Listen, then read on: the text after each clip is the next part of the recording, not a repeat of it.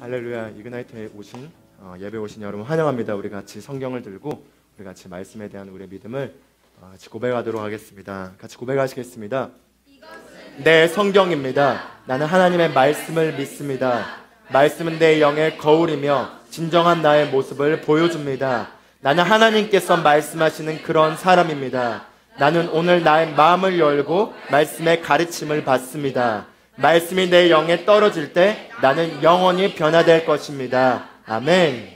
아멘. 자리에 앉으시겠습니다.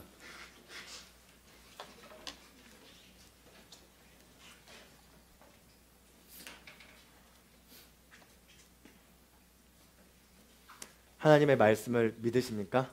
네, 그 하나님의 말씀이 바로 우리의 진정한 모습을 보여줍니다.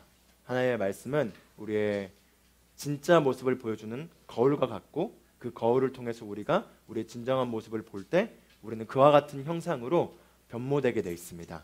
아멘. 눈이 내리는 날씨 가운데 발을 떼기가 쉽지 않았겠지만 그래도 이 자리에 오신 여러분을 주님의 이름으로 환영하고 축복합니다. 우리 옆 사람에게 이렇게 고백하시면 좋겠습니다. 주님의 이름으로 당신을 환영합니다. 오늘 당신은 말씀을 받고 변화를 경험할 것입니다. 왜냐하면 하나님의 말씀에는 능력이 있기 때문입니다. 아멘. 아멘. 환영합니다. 오늘은 여러분과 함께 특별하게 좀 말씀의 실제에 있는 내용을 가지고 같이 말씀을 나누려고 합니다. 그래서 말씀의 실제 혹시 책이 있으시다면은 꺼내셔서 보셔도 좋을 것 같고, 또 화면으로도 준비되어 있긴 한데 책이 있으신 분들은 책을 꺼내서 같이 보면 좋을 것 같습니다. 12월 18일자 내용인데요. 네, 12월 18일자 하나님의 완전한 사랑을 이해하십시오라는 내용을 가지고 주님께서 저에게 좀 몇 가지 감동을 주신 게 있어서 제가 이 내용을 가지고 좀 준비를 했습니다. 우리 같이 제목을 한번 읽어볼까요? 같이 읽겠습니다. 시작. 하나님의 완전한 사랑을 이해하십시오. 아멘. 영어로는 Understanding His Perfect Love라고 나왔는데 완전한 사랑을 Perfect Love라고 나와 있습니다. 요한일서 4장 18절 본문 성경 구절 말씀을 우리 같이 한번 읽어보겠습니다. 사랑 안에 두려움이 없고 온전한 사랑이 두려움을 내쫓나니 두려움에는 형벌이 있습니다. 두려워하는 자는 사랑 안에서 온전히 이루지 못하였느니라. 아멘. 요한일서 4장 18절 말씀을 보면은 사랑 안에 두려움이 없고, 사랑 안에 두려움이 없다라고 말합니다. 그리고 온전한 사랑, perfect love, 온전한 사랑은 두려움을 내어 쫓나니 이렇게 말합니다. 사랑 안엔 두려움이 없고, 그리고 온전한 사랑은 두려움을 내어 쫓나니 이렇게 얘기하면서 두려움에 대해서 이렇게 얘기하죠. 두려움에는 형벌이 있습니다. 두려워하는 자는 사랑 안에서 온전히 이루지 못하였느니라 라고 요한이 서술한 내용을 볼 수 있습니다. 본문 말씀을 제가 읽으면서 같이 말씀을 나누도록 하겠습니다. 본문 내용을 제가 좀 읽으면서 같이 보겠습니다. 주님을 사랑하고 그분이 당신을 사랑하신다는 것을 아는 것이 곧 완전한 사랑인데, 그 완전한 사랑은 당신의 삶에서 두려움을 제거합니다. 자, 온전한 사랑이 두려움을 제거한다고 성경은 말하고 있습니다. 온전한 사랑이 두려움을 내어 쫓는 것이죠. 근데 온전한 사랑이 무엇일까요? 그 온전한 사랑이 바로 우리가 하나님을 사랑하는 것과 하나님께서 나를 사랑하신다는 것을 아는 것, 이 두 가지가 잘 이루어졌을 때 그것이 온전한 사랑이라고 말하고 있습니다. 그리고 그 온전한 사랑이 두려움을 내어 쫓는다고 말합니다. 하나님이 나를 향한 사랑을 내가 아는 것만으로는 온전한 사랑이 아닌 것입니다. 하나님께서 나를 사랑하신 그 사랑을 알 뿐만 아니라 나도 하나님을 사랑하는 것, 그 두 가지가 형성되어 있을 때 바로 온전한 사랑이 이루어진다는 것이죠. 그리고 이 온전한 사랑이 두려움을 내어 쫓습니다. 계속 읽겠습니다. 이는 두려움 속에 사는 자는 사랑 안에서 완전해지지 않는다는 뜻입니다. 하나님의 사랑 가운데 걸으면 두려움이나 의심과 싸울 필요가 없습니다. 바꿔 말하면은 내가 만약에 내 삶의 어떤 영역에 대해서 두려움이 있거나 의심이 있거나 염려가 있다면은 내가 지금 온전한 사랑을 정확하게 이해하고 그 안에 거하지 못하고 있다는 뜻이기도 합니다. 그렇다면 내가 내 삶에서 두려움이나 염려나 또는 의심과 싸우려고 하기 전에, 그거를 없애려고 노력하기 전에 먼저 내가 얼마나 온전한 사랑 안에 있는가를 체크해보고 그 안에서 우리를 점검해 볼 수 있겠습니다. 하나님의 사랑 가운데 걸으면은 두려움이나 의심과 싸울 필요가 없습니다. 또는 두려움과 의심을 쫓으려고 애쓸 필요가 없습니다. 온전한 사랑에 거할 때 의심은 사라지는 것입니다. 온전한 사랑에 거할 때 두려움은 사라지는 것입니다. 여기 이렇게 나옵니다. 당신이 당신을 향한 하나님의 사랑을 신뢰하여 그 보답으로 하나님을 사랑한다면, 같이 한번 이 문장만 다시 읽어볼까요? 당신이 당신을 향한 하나님의 사랑을 신뢰하여 그 보답으로 하나님을 사랑한다면, 네. 나를 향한 하나님의 사랑을 내가 신뢰함으로 말미암아 그 보답으로 내가 하나님을 사랑할 때, 진심으로 사랑하게 될 때 그 결과 어둠과 삶의 적대적인 상황에 대하여 승리하기 위해서 우리 편에서 애쓸 필요가 없게 된다는 것입니다. 여러분이 다 그런 경험을 해보신 적이 있을 겁니다. 나는 이 사람을 좋아하지 않는데 이 사람이 나를 좋아해요. 연인 간의 관계에서요. 그리고 이 사람이 나를 막 사랑해서 적극적인 애정 공세를 하는데 난 정말 그 사람이 싫어요. 그러면 어떠죠? 그 사람이 하는 모든 것들이 부담스러울 겁니다. 그래서 어떻게든 이렇게 피하려고 하겠죠. 그런 경험 해보신 적 있으실 줄로 믿습니다. 없는 것 같습니다. 근데 반대편으로 나는 그 사람을 정말 이렇게 사랑하는데 그 사람은 나를 사랑하는지, 나를 좋아하는지, 나에게 관심이 있는지, 나에게 호감이 있는지 아닌지 모르겠어요. 그래서 되게 그게 그냥 불확실한 정보인데 나는 그 사람을 향한 어떤 그 선호도와 그 사랑의 감정이 이렇게 싹 피우기 시작한 상태에서 그 사람에게 내가 무언가 선물하고 뭔가 주기도 하면서 이렇게 그 사람에게 뭔가 나의 그 어필을 하는데, 근데 그 사람도 나를 그 좋아하고 사랑한다는 사실을 알게 되면은 굉장히 행복합니다. 이것도 경험을 해보시길 바랍니다. 제가 보라 전사님을 좋아할 때가 있었는데요. 지금은 사랑합니다. 네. 2011년에 잠깐 좋아했다가 잠깐 그 좋아하는 마음을 딱 이렇게 억누르고 내가 지금 성장할 때다, 내가 지금 연애할 때가 아니구나 하면서 이렇게 그걸 잠깐 한편에 넣어놨다가 2012년도에 다시 그런 감정이 이렇게 막 올라오기 시작했어요. 한 8월에서 9월쯤에. 그래서 그때 또 그녀가 또 눈이 좀 이렇게 그 아프다고 이렇게 수술을 받고 뭐 이렇게 한다는 얘기를 들어서 제가 이렇게 또 위로의 문자를 이렇게 오랜만에 한 거의 1년 만에 이렇게 카톡을 또 이렇게 개인적으로 이렇게 보내봤습니다. 그전엔 그분이 청년부에 같은 청년이어서 쉽게 대할 수 있는 사이였다가 갑자기 전도사님으로 올라가셔가지고 이제 범접할 수 없는 그 그녀가 되셔서 제가 이제 딱 그다음부터는 딱 따뜻하게 인사하고 이렇게 아는 척은 안 했는데, 그러다 한번 제가 용기를 내어서 이렇게 문자를 보냈어요. 그래서 전도사님 그 눈이 아프시다는 얘기 들었습니다. 전도사님 눈 안에는 하나님의 생명이 있기 때문에 아프실 수 없습니다. 뭐 그러면서 그 카톡 이모티콘에 눈 동그란 그 이모티콘 있죠.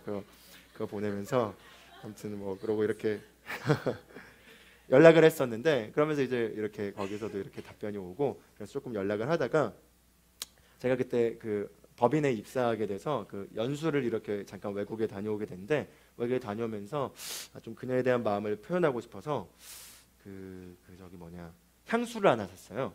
근데 제가 또 이분이 최순회 목사님 따님이시잖아요. 근데 최순회 목사님이 예전에 설교를 하실 때 자기가 가끔 딸이 힘들어할 때 매직 워터를 하나 이렇게 만들어 준다고. 매직 워터. 네, 이게 마법의 물인데 그 물 안에 이렇게 마시는 걸 섞어가지고 이렇게 힘들 때 딱 주면은 이제 그걸 먹고 좋아하면서 힘을 내면서 이렇게 한다고 뭐 이런 얘기를 어떻게 들어가지고 제가 이제 매직 펄퓸을 이렇게 준비를 한 것이죠. 그래서 제가 딱 향수를 사서 딱 이렇게 편지를 썼습니다. 이 향수를 쓸 때마다 당신이 얼마나 위대한 사람이고 이렇게 하는지를 기억하시길 바랍니다 하면서 이렇게 쫙 이렇게 제가 의미를 담아가지고 선물을 이렇게 해줬는데 그때까지도 그녀가 저를 좋아하는지 아닌지 뭐 그런 걸 전혀 알 수 없는 상황에서 제가 이제 이걸 공세를 하고 있었죠. 그런데 뭐 어쨌든 그렇게 그분이 선물을 또 받고 또 이렇게 하면서 하다가 이제 때가 됐다. 이제 내가 내 마음을 표현해야 될 것 같다. 전 그 시점이 와서 제가 이렇게 밤에 이렇게 전화를 해가지고 뭐 이런저런 얘기하다가 제가 저기 그 누나 제가 전전에 누나가 아니었죠. 전화 예, 그때 제가 그 누나 할 얘기가 있다고 제가 항상 제가 당신을 좋아한다. 근데 그 좋아하는 건 그리스도인으로서 이 좋아하는 거를 넘어서는 좋아합니다. 이렇게 얘기를 했습니다. 2012년 10월 3일이었는데요. 10월 2일에서 10월 3일로 넘어가는 새벽녘이었습니다. 그런데 그녀가 당황하면서 나도 너를 좋아해 이렇게 얘기를 하시면서 정확하게 뭐라 하진 않았지만 나는 너를 한참 전부터 좋아했어 뭐 이런 얘기를 하셨어요.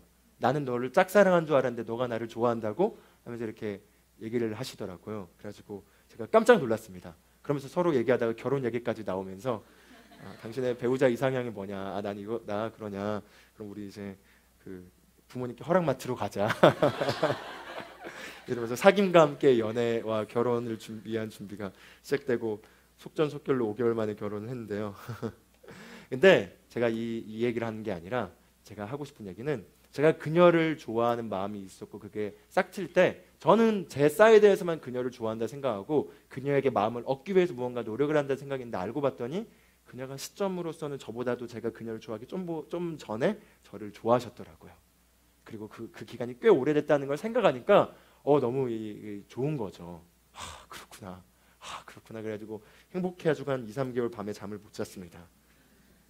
자, 이게 바로 온전한 사랑입니다.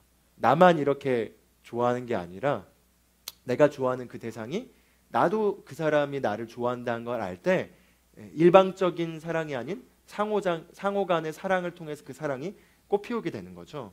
잠깐 이해할 수 있게 제가 제 얘기를 했지만 바로 온전한 사랑, 하나님을 향한 온전한 사랑이라는 것은 하나님께서 나를 사랑하신 것을 우리가 온전히 잘 알 뿐만 아니라 그에 보답하여 그 사랑에 보답하여 나도 진심을 다해 전심을 다해 하나님을 사랑하는 것입니다.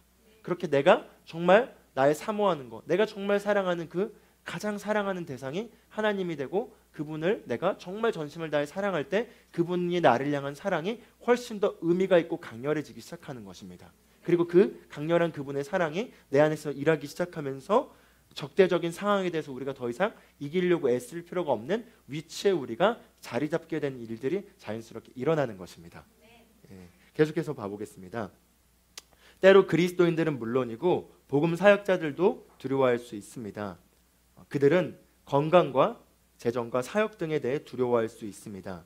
지금까지 그런 상태에 처해 있다면 낙심하지 마십시오. 오히려 당신을 향한 아버지 하나님의 사랑이 당신의 영을 장악할 때까지 그 사랑을 묵상하십시오. 그렇게 하면 어려움은 상관없습니다. 당신은 어려움 가운데 승리할 수 있는 담대함과 용기를 지닐 것입니다.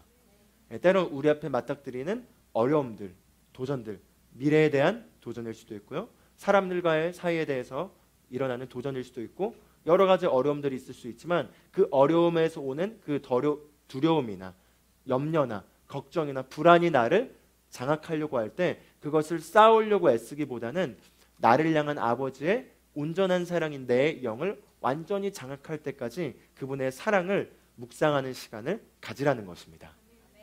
그러면은 그 사랑이 어느 순간 내 영을 완전히 장악할 때 내 안에서부터 흐르는 그분의 사랑의 완전함이 어떠한 도전에도 대항할 수 있는 강력한 담대함과 용기가 차오르는 것들을 경험하게 될 것입니다. 그 다음 문단을 보면 이렇게 얘기하고 있어요. 누군가 저는 이런저런 것이 두렵습니다라고 말할 때 그 사람은 하나님의 사랑을 아직 이해하지 못한 것입니다. 완전한 사랑이 두려움, 곧 다른 사람에게 거부당하는 것에 대한 두려움, 미래에 대한 두려움, 삶 자체의 두려움을 몰아냅니다. 자, 이 대목을 우리가 이제 주목하기를 원합니다. 결국 두려움이라는 것은 요한일서 4장 18절에 이렇게 얘기했죠. 왜 우리가 두려워하는가? 결국 두려움에는 형벌이 있기 때문에 두려워한다는 거죠. 형벌이라는 게 뭐라는 거죠? 고통이라는 겁니다. 나에게 싫은 거라는 거죠. 내가 그걸 맞닥뜨려서 그게 나에게 고통을 주는 그게 바로 두려움을 만들어낸다는 겁니다. 예를 들어 어떤 사람에 대해서 내가 거절을 당했을 때 그 거절감이 나에게 아픔과 상처를 준다면 그 거절감, 사람들로부터의 거절을 받을 수 있겠다는 그 생각은 나에게 두려움을 만들어냅니다. 왜냐하면 그 거절에 대한 아픔, 고통, 상처가 내 안에서 기억으로 나에게 주기 때문이죠. 마찬가지로 미래에 대한 또는 삶에 대한 또는 다른 여러 가지 것들에 대한 그런 일들이 나에게 좋지 않게 올 거라는 그 기대가 실현되는 게 고통인 것이죠. 그 고통이 예상될 때 두려움이 임하는 것입니다. 그런데 하나님께서는 사랑이시고 그 온전한 사랑은 우리를 이 두려움으로부터 자유케 한다는 것입니다. 그 말은 무엇이냐? 우리가 어떤 거에 대해서도 두려워할 필요가 없도록, 두려워할 수 없도록 그 두려움이 야기하는 형벌, 고통을 내가 겪지 않도록 그분의 사랑이 우리를 완전하게 장악하여 우리를 보호하신다는 겁니다. 하나님께서는 사랑이시므로 당신이 잘못을 저질렀더라도 그분을 두려워할 필요가 없다는 것을 깨달아야 합니다. 이렇게 나오고 있습니다. 자, 하나님은 사랑이십니다. 그리고 그 하나님의 사랑은 우리가 어떤 잘못을 하더라도 상관없이 우리를 받아들이시고 우리를 돕기를 원하시고 우리를 용서하십니다. 요한일서 4장 17절에 보면은 이 얘기가 나와요. 이로써 사랑이 우리에게 온전히 이루어졌으니 이는 우리로 하여금 심판날에 담대하게 하려 함이라. 이렇게 말하면서 주께서 그러하심과 같이 우리도 이 세상에서 그러하니라 이렇게 말합니다. 예수님이 이 세상 안에서 거하실 때 어떠한 두려움이라는 감각 자체가 없이 사실 수 있었던 이유는 그 안에 사랑이 온전하게 이루어져 있었기 때문에 어떤 저지먼트 데이, 심판의 날에도, 심판의 날이란 건 우리가 수명을 다하고 하나님 앞에 섰을 때만 말하는 게 아니라 이 땅에서도 우리가 어떤 결과를 직면하는 게 심판이라고 볼 수 있겠죠. 저지먼트, 어떤 결과에 대한 판단을 받는 거. 내가 어떤 것들을 했을 때, 예를 들어 내가 시험을 봤을 때 시험에 대한 결과가 나오는 것도 심판입니다.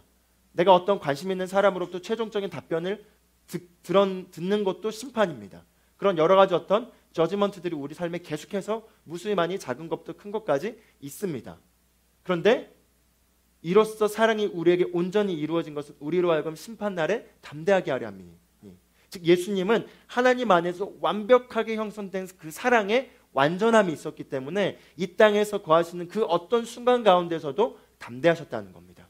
두려워할 수가 없었다는 거죠. 왜냐하면 그 일들이 예수님을 망하게 할 수 없다라는 걸 예수님은 철저하게 아셨기 때문입니다. 왜냐하면 그분 안에 하나님이 거하셨고 그 거하시는 하나님은 이 우주 만물을 지으신 분이자 그분을 위하시고 그분을 위해 일하시고 계신다는 걸 알았기 때문에 예수님 앞에 일어나는 무수히 많은 도전들과 여러 가지 사건과 상황들에 대해서도 그분은 두려워하지 않았습니다.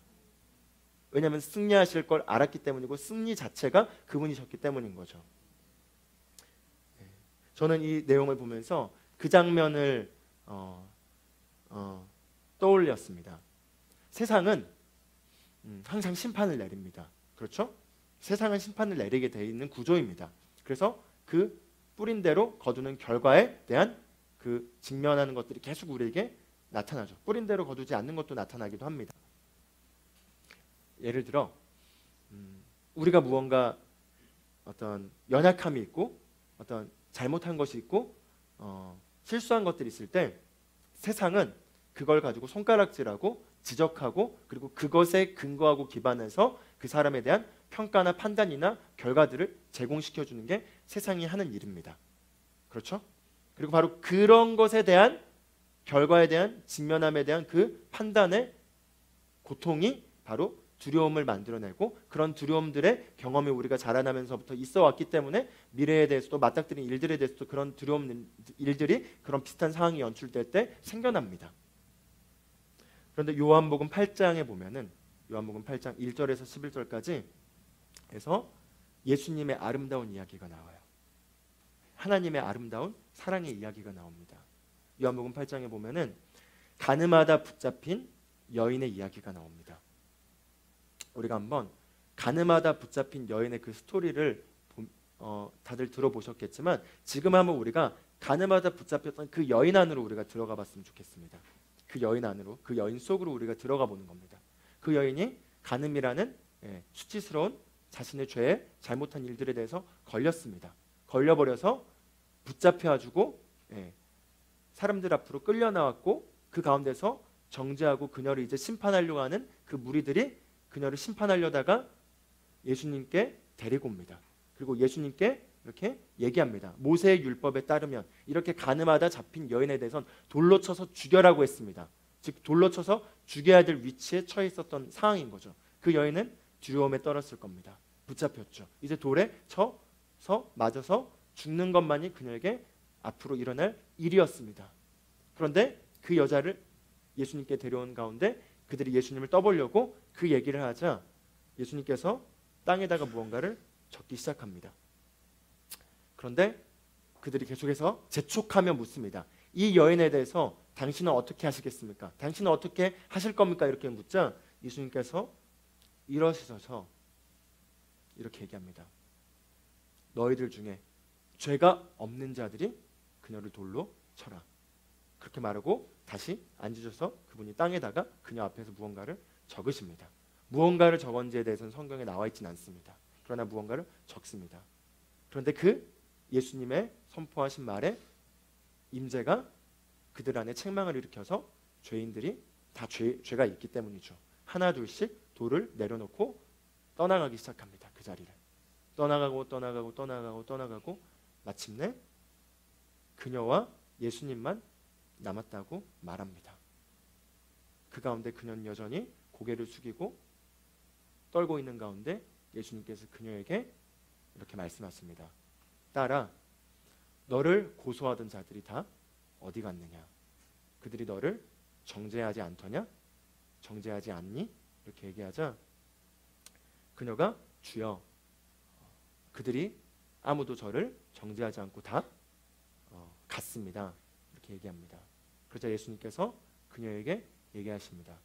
나도 너를 정죄하지 아니한다. 가고 더 이상 죄를 짓지 마라. 이 장면을 통해서 우리는 하나님의 사랑이 어떠한 것인지를 엿볼 수 있습니다. 사람들은 심판하고 정죄하고 판단하지만 하나님의 사랑은 그 자리에서 우리를 위로하고 우리를 닦아주고 우리를 용서해주고 우리의 연약함을 대신 짊어주고 그리고 우리가 더 이상 거기에서 속박당하지 않을 수 있는 힘과 용기를 주시며 우리를 일으키십니다. 그것이 바로 하나님의 사랑입니다.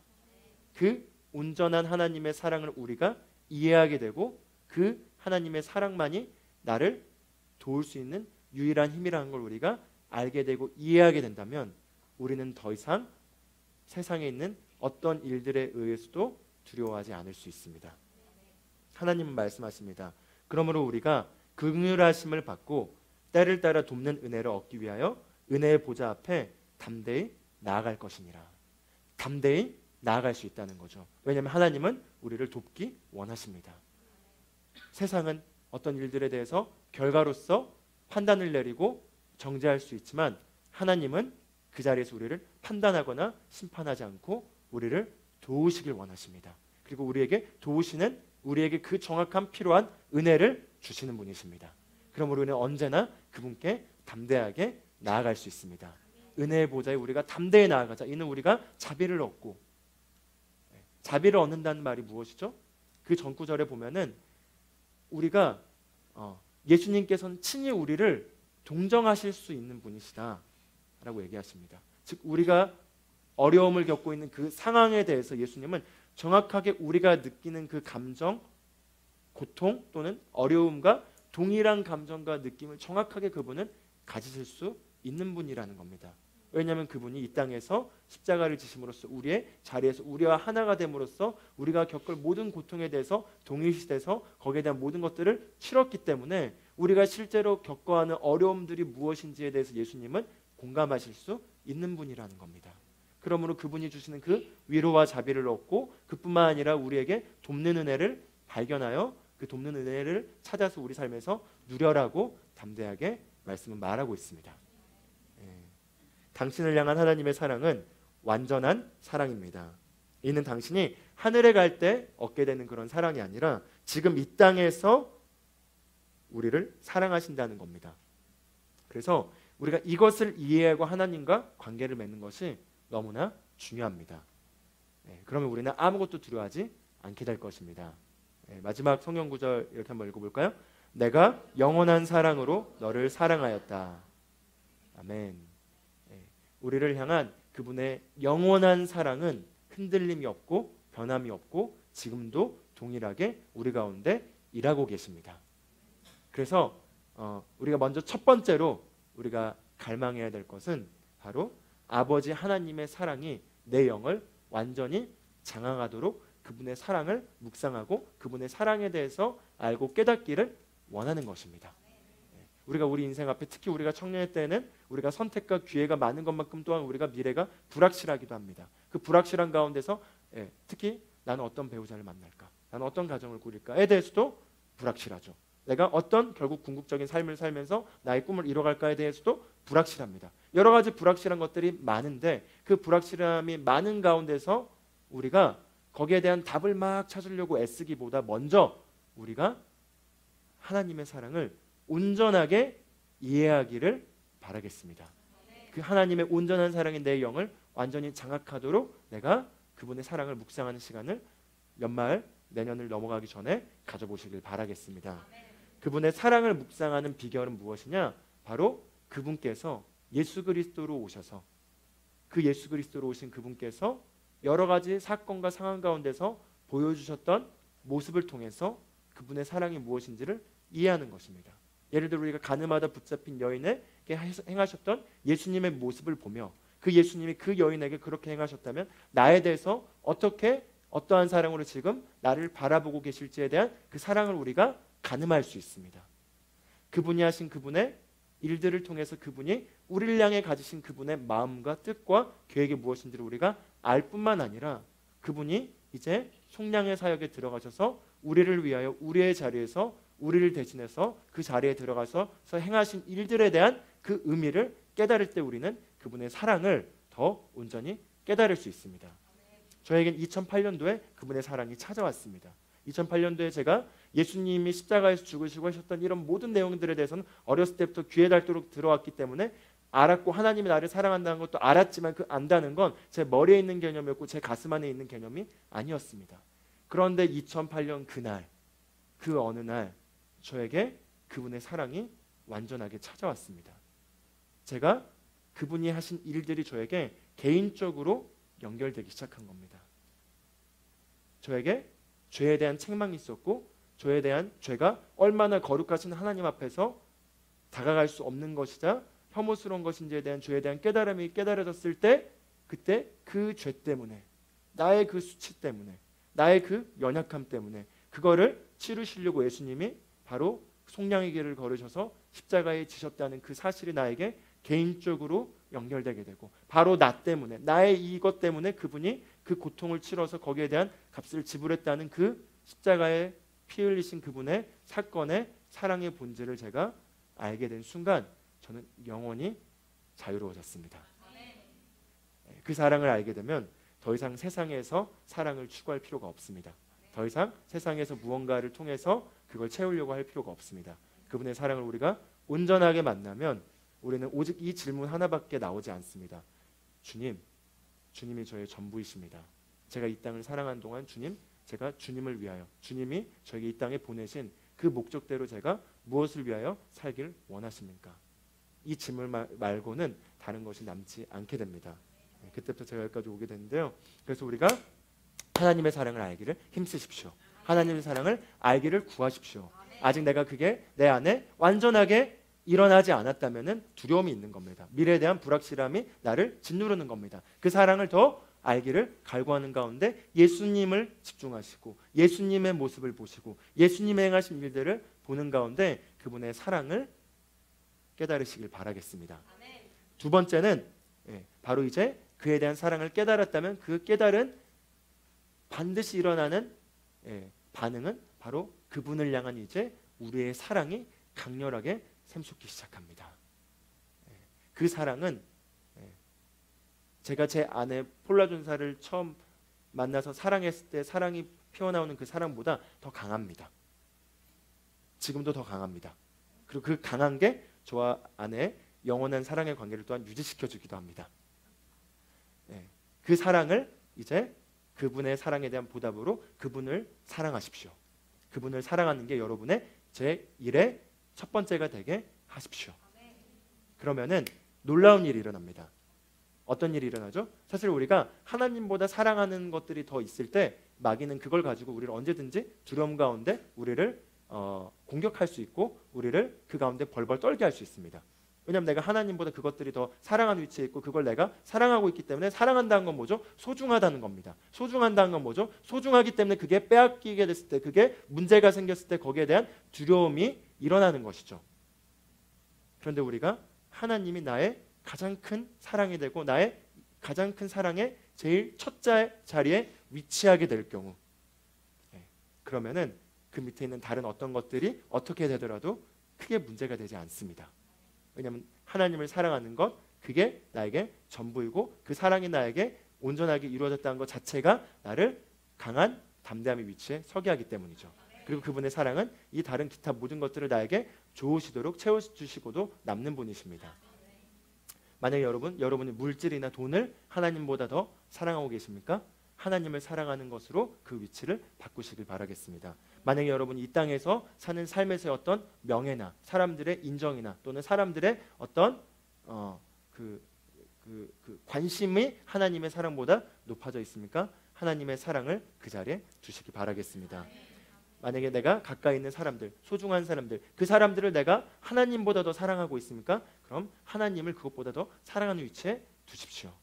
우리가 그 어떤 것보다도 하나님을 가장 사랑하는 제일의 위치에 두고 그게 나의 그냥 개념이 아니라 심령에서 우러나오는 자원한 나의 열정이자 나의 뜨거운 마음이 되게 될 때 그런 것들을 버려란 얘기가 아닙니다. 물질적인 것들을 아예 없이 그냥 무소유로 살아가는 얘기가 아닙니다. 사람들과의 관계를 다 끊고 혼자 살아라는 얘기가 아닙니다. 그런 것들 중요합니다. 그러나 그런 것들이 하나님보다 더 사랑하는 것들이 되게 될 때 그것은 바로 두려움이 들어오는 통로입니다.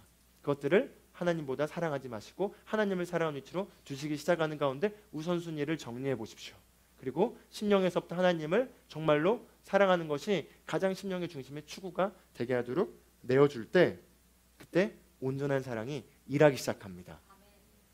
그럼 마지막 세 번째는 무엇이냐? 그분을 사랑하는 게 무엇이냐? 바로 성경에서 예수님은 계속해서 말씀합니다. 너희가 나를 사랑한다면 나의 계명을 지켜라. 너희가 나를 사랑한다면 나의 계명을 지켜라. 그분의 계명을 지킨 게 무엇이죠? 내 계명은 이것이니 곧 내가 너희를 사랑한 것처럼 너희도 서로 사랑하는 것이라. 내가 너희를 사랑한 것처럼 너희도 서로 사랑하는 것이라. 그분의 계명은 우리가 서로 사랑하는 것입니다. 그런데 우리가 서로 사랑하기 위해서는 내가 너희를 사랑하는 것처럼 그분이 나를 사랑하는 걸 먼저 알아야지 그 사랑으로 우리가 서로 사랑할 수 있겠죠. 그분의 사랑을 우리가 경험했다면 이제 그 사랑으로 우리가 우리 주변에 있는 영혼들을 사랑하는 것에 적용하기 시작하십시오. 그분의 계명을 우리가 지킬 때 요한복음 14장에 보면은 놀라운 말씀이 나옵니다. 14장 21절을 같이 봐볼까요? 나의 계명을 가지고 그것을 지키는 자라야 나를 사랑하는 자니. 즉 우리가 경배하는 자리에서 또는 우리가 기도하는 자리에서 아무리 주님을 사랑한다고 말해도 그 사랑하는 게 그분을 진짜 사랑하는 건 아닙니다. 그분의 사랑에 따른 행동이 나와야 되는 거죠. 근데 그 행동이 무엇이죠? 바로 내 계명을 지키는 자라야 나를 사랑하는 자니. 근데 그 계명은 바로 내 이웃을 내 몸과 같이 사랑하는 것입니다. 우리 이웃을 그분이 사랑하신 그 사랑으로 우리가 사랑하는 것입니다. 그런데 그때 어떤 일이 일어난다고 말하고 있죠? 나를 사랑하는 사람은 나의 아버지께 사랑을 받으리라. 나도 그를 사랑하여 그 사람에게 나 자신을 나타내리라. 이건 바로 위대한 계시가 여기 담겨 있는데요. 그건 무엇이냐? 우리가 하나님의 온전한 사랑을 아직 다 완벽하게 이해하지 않았다 하더라도 우리가 알고 있는 수준의 그 사랑 안에서 우리 주변에 있는 영혼들, 우리 주변에 있는 가족들, 우리 주변에 있는 관계된 사람들에게 우리가 그 사랑으로 사랑하려고 이렇게 시작할 때 그분의 사랑을 더 깨닫게 될 것입니다. 그분의 사랑을 더 받게 될 것입니다. 그분의 사랑을 더 받게 된다는 건 무엇이냐? 그분이 지켜보셨다가 내가 더 사랑할게, 그게 아니라 그분의 사랑은 흐르지만 그 사랑을 내가 진정으로 더 이해하는 계시 안으로 들어가게 된다는 겁니다. 내가 어떤 사람을 사랑하는 게 얼마나 힘든지 알아야지 예수님이 나를 사랑하신 사랑이 얼마나 위대한지 알 수 있게 됩니다. 그리고 그 사랑을 알 수 있게 될 때, 깨닫게 될 때 내가 사랑하기 힘들고 사랑할 수 없는 사람이라 생각했던 그 사람을 우리가 용서할 수 있고 또 사랑할 수 있고 다가갈 수 있고 품을 수 있는 일들이 일어남으로써 하나님의 사랑이 더 우리 안에 풍성히 계시되게 됩니다. 그래서 그런 일들이 일어나는 것이죠. 그래서 예수님께서 이 땅에서 두려움 없이 사셨던 비결을 요한복음 15장 9절부터 14절까지 얘기하는데 이 부분만 보고 마치도록 하겠습니다. 자, 요한복음 15장 9절부터 같이 한번 읽어볼까요? 아버지께서 나를 사랑하신 것 같이 나도 너희를 사랑하였으니 너희는 내 사랑 안에 계속 거하라. 내가 내 아버지의 계명들을 지켜서 그분의 사랑 안에 거하는 것 같이 너희도 나의 계명들을 지키면 나의 사랑 안에 거하리라. 내가 이런 것들을 너희에게 말한 것은 나의 기쁨이 너희 안에 머물러 있어 너희 기쁨이 충만하게 하려는 것이라.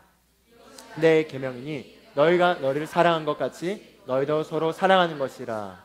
사람이 친구들을 위하여 자기 생명을 내어놓는 것보다 더 위대한 사랑은 없나니 내가 명령한 대로 너희가 행하면 너희는 나의 친구들이라.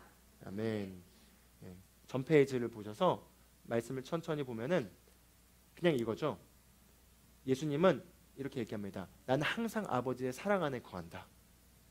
그리고 예수님이 이 땅에서 아버지의 사랑 안에 항상 거하셨기 때문에 그분은 이 땅에 사는 삶에서 실패하실 수 없었습니다. 승리하실 수밖에 없었습니다. 그분 안에 두려움이란 건 조금도 자리를 잡을 수가 없었습니다. 예수님께서 얘기합니다. 마귀는 나에게서 가질 수 있는 것이 아무것도 없다.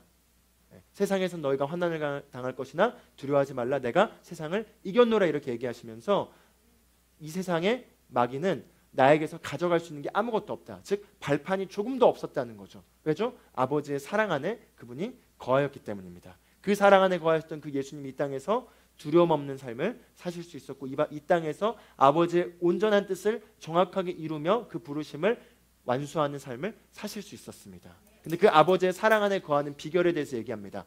아버지께서 나를 사랑하신 것 같이.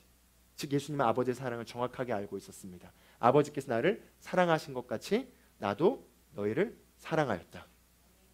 이제 너희도 내가 너희를 사랑한 것처럼 너희도 서로 사랑해라. 그러면 너희가 내가 아버지의 사랑 안에 거한 것처럼 너희도 내 사랑 안에 거하리라.